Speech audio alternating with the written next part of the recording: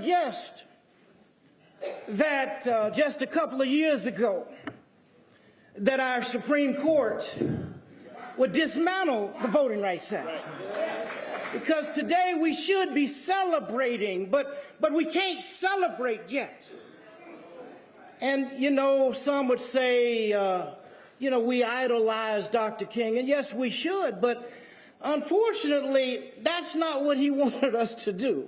You know, when you idolize something, you put it on the shelf, lift it up, and when King Day comes out, you pull it out and show it. Or when Black History Month comes out, you show it. Or when April 4th or other times, you show it. But see, you see, Dad wouldn't want us to idolize. He would want us to embrace his ideals of truth, freedom, justice, and equality and righteousness. And so I'm concerned because our voting rights have been decimated. We are a better nation than the behavior that we are exhibiting. Since 100 members of Congress joined with the president yesterday, there ought to be legislation that is proposed tomorrow.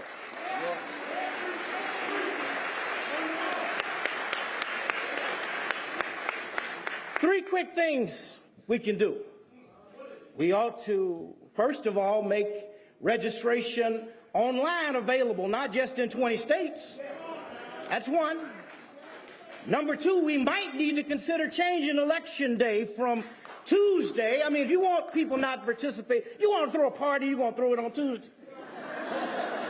If you want people to participate, why don't we look at least a couple or 3 days, and at least one of those days be a weekend day? And then if those who are so concerned about ID, the issue is not an ID. We've always had to bring some form of ID to vote. It's just that states have created new forms of ID that young folk and seniors and students and people of color, it makes it challenging to get. So what we could do, as Ambassador Young proposed at the Johnson ceremonies just last year, was just put a picture on our Social Security card. If we have to have a government form of ID. Those are three things that we can do. The final thing is that it's something wrong with us purporting to practice and promote democracy all over the globe and yet suppressing democracy at home. That is inconsistent. That must change. There's something wrong in a nation where 6 million black men are not allowed to vote because they were convicted of felonies. They paid their dues to society, but yet their right to vote is not reinstated. Somewhere I heard something about taxation without representation.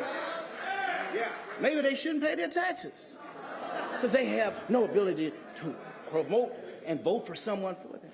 Every time I come to these anniversaries, I think about what Dad said in Montgomery in 1965, and at the end of his remarks almost. And he talked about how long will it be. Went on to say he didn't know how long, but he said he knew that it wouldn't be long because no lie can live forever. How long? Not long.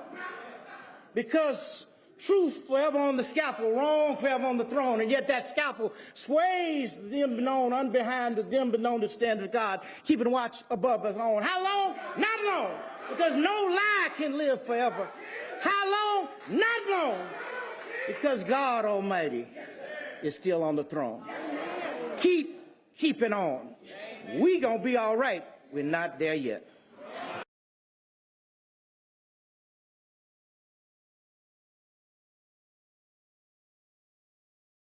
Thank you.